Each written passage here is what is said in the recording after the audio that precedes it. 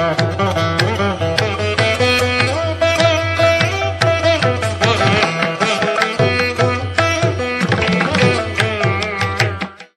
கிரகங்களும் இறைவனும். நவம் என்றால் 9 என்று பொருள். கிரகங்கள் மொத்தம் 9.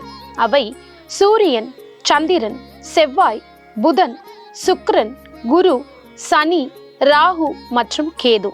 இவைதான் நவகிரகம் என அழைக்கப்படுகின்றன. ஒவ்வொரு கிரகங்களுக்கும் ஒவ்வொரு அதிபதி இருக்கின்றனர். அந்த அதிபதியே கிரகங்களின் அதிதேவதை ஆகும். ஒவ்வொரு கிரகங்களுக்கும் உரிய அதிதேவதையை பற்றி காணலாம். நவ கிரகங்களில் முதல் கிரகமான சூரியனின் அதிதேவதை சிவன் ஆவார். சிவனை வழிபட்டால் ஆரோக்கியம், மனோபலம், மங்களம் கிடைக்கும். சந்திரனின் அதிதேவதை பார்வதி தேவி. அன்னையை வணங்கினால் புகழ் கிடைக்கும். செவ்வாயின் அதிதேவதை முருகன். முருகனை வழிபட்டால் தைரியம் அதிகரிக்கும்.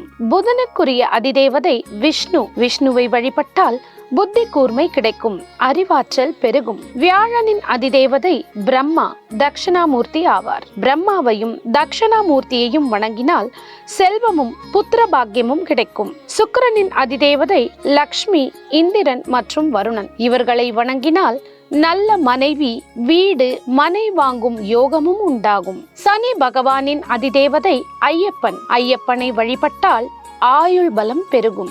ராகுவின் அதிதேவதை காளி, துர்க்கை, மாரியம்மன். ராகுவிற்குரிய தெய்வத்தை வணங்கினால் பயணத்தால் நன்மைகள் கிடைக்கும். கேதுவின் அதிதேவதை விநாயகர் மற்றும் சண்டிகேஸ்வரர். இந்த தெய்வங்களை வணங்கினால் ஞானம் பெருகும், மோட்சம் கிடைக்கும். ஆன்மீகத்தில் அதிக ஈடுபாடு கிடைக்கும். ஒவ்வொரு கிரகத்திற்கான அதிதேவதைகளின் தெய்வங்களை அந்தந்த தெய்வத்திற்குரிய கிழமைகளில் வழிபாடு செய்து வர வாழ்வில் நன்மைகள் உண்டாகும். குறிப்பாக ராகு கிரகத்திற்கான தெய்வத்தை ஞாயிற்றுக்கிழமைகளில் வணங்குவது நல்லது. கேது கிரகத்தை வழிபட திங்கள் கிழமைகளில் யமகண்ட நேரத்தில் வழிபட்டால் கேதுவின் பரிபூரணமான அருள் கிடைக்கும். ஒவ்வொரு கிரகங்களுக்குரிய தெய்வங்களை வழிபட்டால் நற்பலன்கள் கிடைக்கும். மேலும் ஒவ்வொரு கிரகத்திற்குரிய தானியத்தால் ஹோமம் செய்தால் கிரக தோஷங்கள் விலகி வாழ்வில் மங்களம் உண்டாகும். அது மட்டும் இல்லாமல் அந்தந்த கிரகத்திற்குரிய நிற வஸ்திரங்களை கொடுத்து வழிபட்டால் அதீத நன்மைகள் கிடைக்கும்.